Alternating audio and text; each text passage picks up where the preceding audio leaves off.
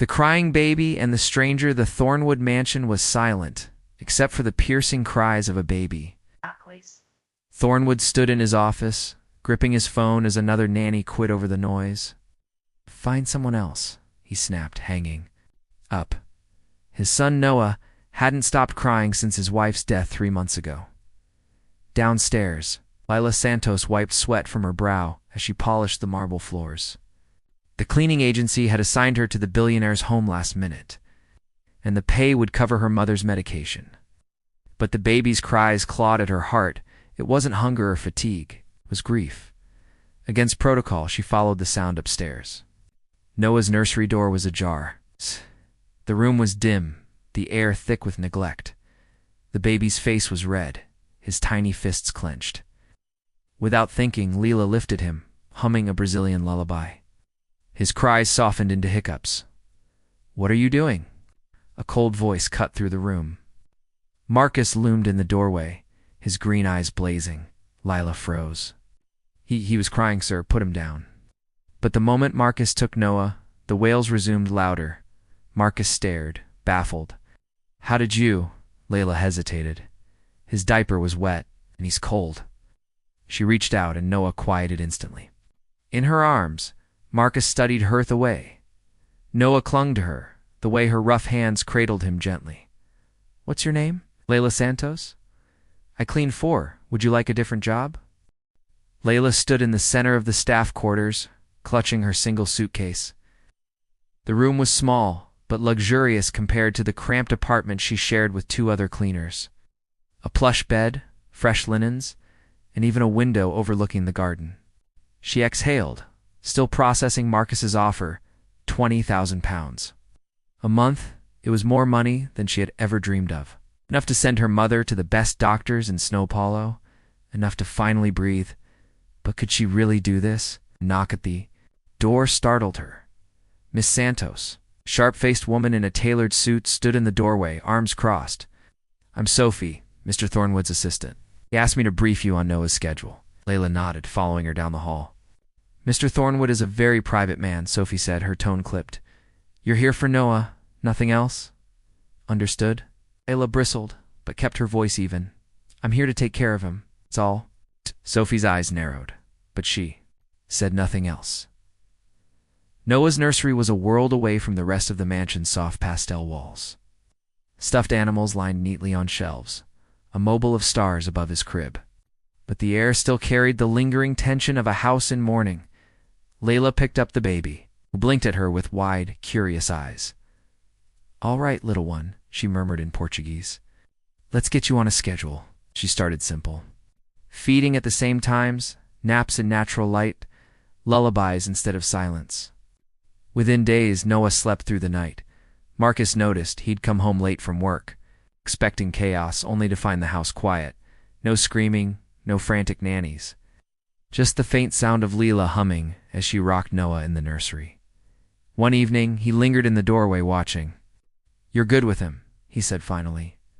Layla turned, startled. Noah was already asleep in her arms, his tiny fingers curled around her thumb. "He just needed routine," she said softly, "and someone to hold him." Marcus's jaw tightened. His mother used to sing to him. Layla hesitated. "Do you want me to stop?" "No." The word came out rough. "He likes it." A silence stretched between them, heavy with something unspoken. Then Marcus turned and walked away. Midnight in the kitchen, Leela couldn't sleep. She padded downstairs for tea, only to find Marcus already there, a glass of whiskey in hand. He looked up, shadows under his eyes. "Can't sleep either?" She shook her head, filling the kettle. "Noah had a little fever earlier. I wanted to check on him again." "You didn't have to, I know." She met his gaze, "But I wanted to." Marcus studied. Hearth away, her loose curls framed her face, the stubborn set of her shoulders. She wasn't like the others. She wasn't afraid of him. "You're different," he said before he could stop himself. Leela raised an eyebrow. "Because I don't run when you glare." A ghost of a smile touched his lips. Something like that. Kettle whistled. She poured her tea, the steam curling between them. You should get some rest, she said. So should you. They stood there, the silence charged with something neither dared name. Then footsteps echoed down the hall. Sophie, her expression unreadable. Mr. Thornwood, the Tokyo merger documents need your review. Marcus's mask slipped back into place. Of course. As he left, Sophie shot Lila a warning look. Know your place. Lila gripped her mug tighter. She would take care of what? Noah. But she wouldn't be invisible. The rain started just after midnight, a violent summer storm that rattled the windows and knocked out the power in one thunderous crack. Lila bolted upright in bed. The mansion was pitch black, the only sound the relentless drumming of rain, and the distant wail of the wind. Then, another sound, Noah's frightened cries. She fumbled for her phone, using its dim light to navigate the dark hallway. By the time she reached the nursery, Marcus was already there, awkwardly trying to soothe the screaming baby. He won't stop, Marcus muttered, frustration lacing his voice. Layla reached out. Let me. The moment Noah was in her arms, his cries softened into whimpers. She pressed him against her shoulder, rubbing slow circles on his back. She, Mew, and Joe. It's just noise. Marcus exhaled, running a hand through his already disheveled hair. How do you do that? She shrugged. He just needs to know someone's here. A flash of lightning illuminated the room, casting sharp shadows across Marcus's face. For the first time, Layla saw something raw in his expression, not anger, but exhaustion, loneliness. We should find candles, she said softly. The glow of confessions, the kitchen was warmer, the storm muffled slightly by the thick walls. Leela lit the candles she'd found in a drawer, their golden light flickering across the marble counters. Noah, now calm, dozed against her chest. Marcus poured 2 glasses of whiskey, sliding one toward her. For the nerves. She hesitated, then took it. The burn was sharp, but familiar. You drink whiskey? He asked, surprised. My father was a bartender in Rio. He let me taste everything so I wouldn't be tempted by strangers offering drinks. She smirked. I was 12 and hated it. Now it reminds me of home. Marcus studied her. Why did you leave? Her smile faded. My mother got sick, the treatment she needed. It wasn't something we could afford there. He looked down at his glass. I know what that's like.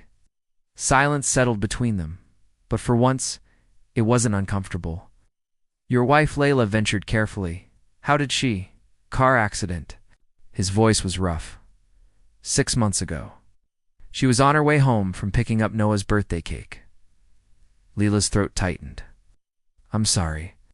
Marcus swirled the whiskey, watching the liquid catch the candlelight. I don't know how to be what he needs. You're learning, he scoffed. By hiring strangers to do it for me. She met his gaze. By not giving up.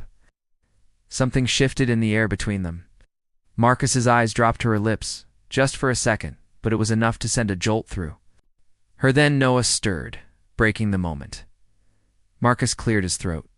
We should try to sleep. Layla nodded, but neither moved. The storm raged on outside, and inside, something new began to stir. The almost Kisby morning, the power was back. Layla woke to sunlight streaming through her window, the events of last night feeling like a dream. Had she imagined the way Marcus looked at her? The way his voice softened when he spoke about Noah? She dressed quickly, heading to the nursery only to find Marcus already there, holding Noah as he babbled happily. You're up early, she said.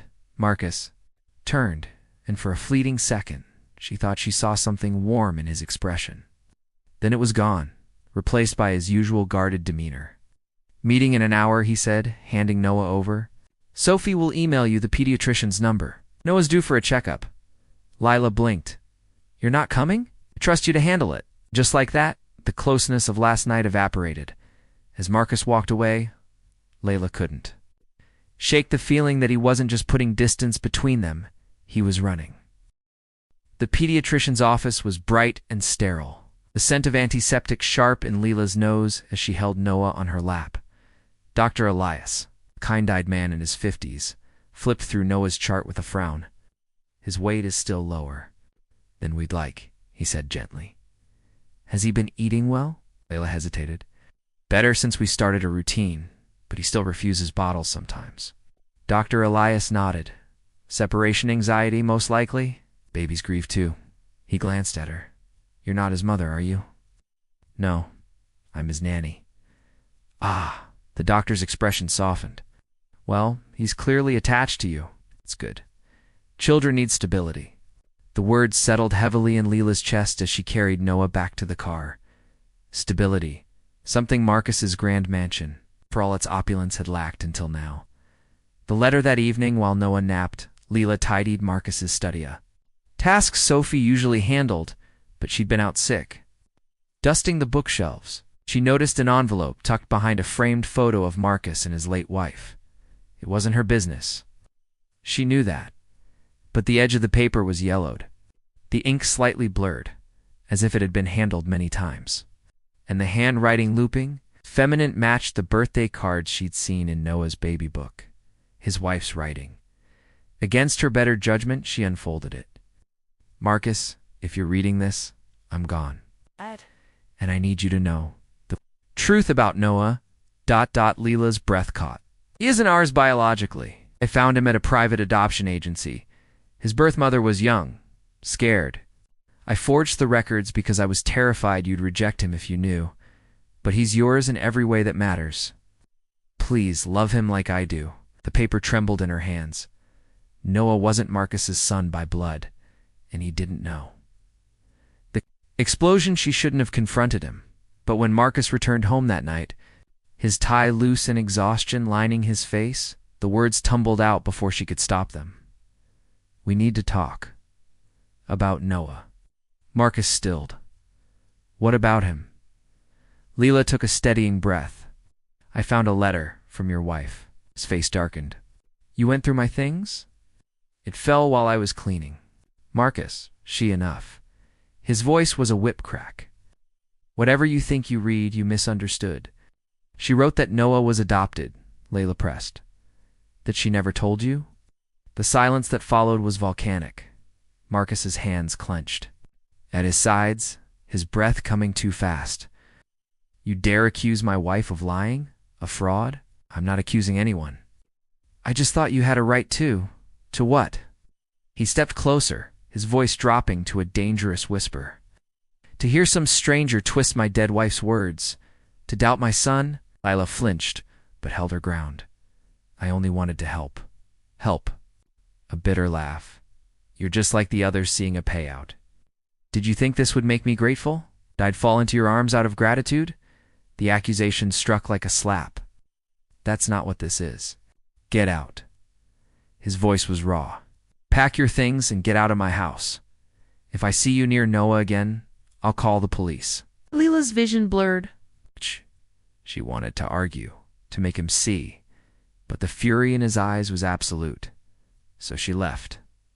And as the mansion's gates clanged shut behind her, she realized two terrible truths. She'd lost Noah, and somewhere beneath the rage, Marcus was terrified. The cheap motel room smelled of mildew and stale cigarettes. Lila sat on the edge of the bed, staring at her phone, at the last photo she'd taken of Noah, his tiny fingers wrapped around hers. She should delete it, but she couldn't. A knock at the door startled her.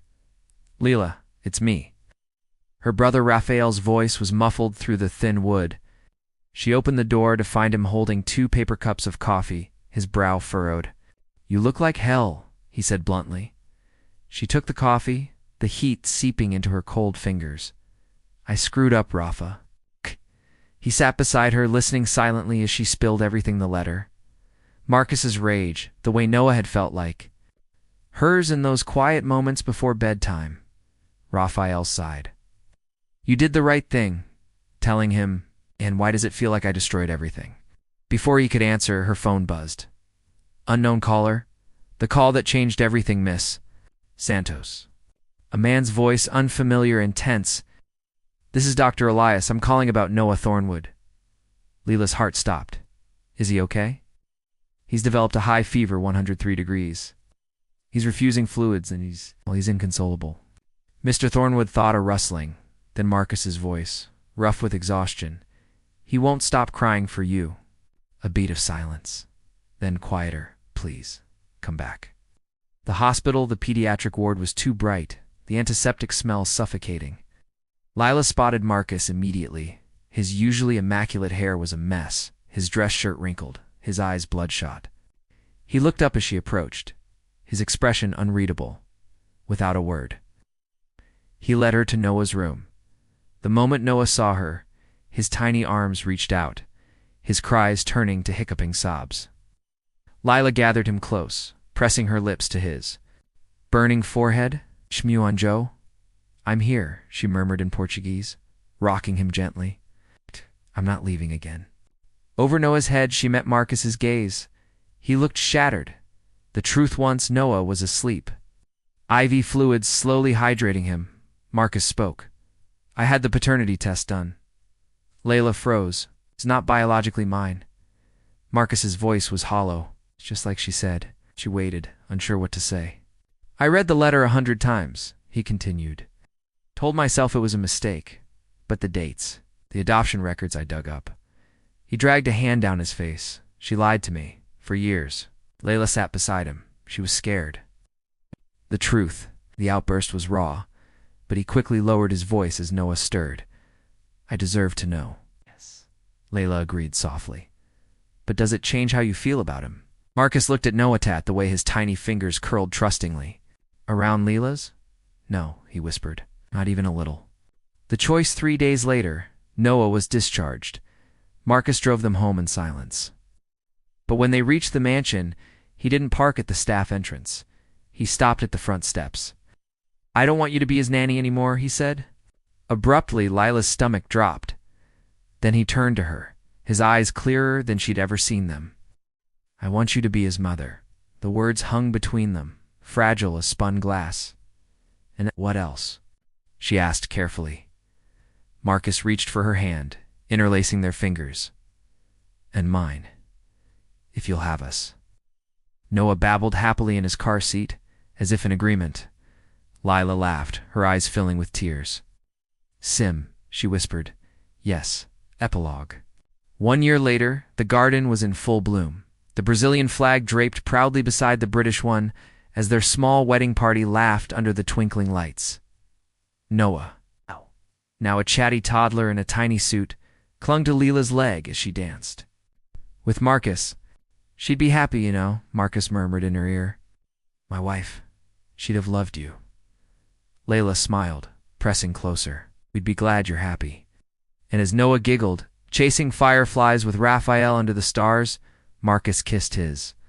Wife his family knowing this was the truth he'd been searching for all along.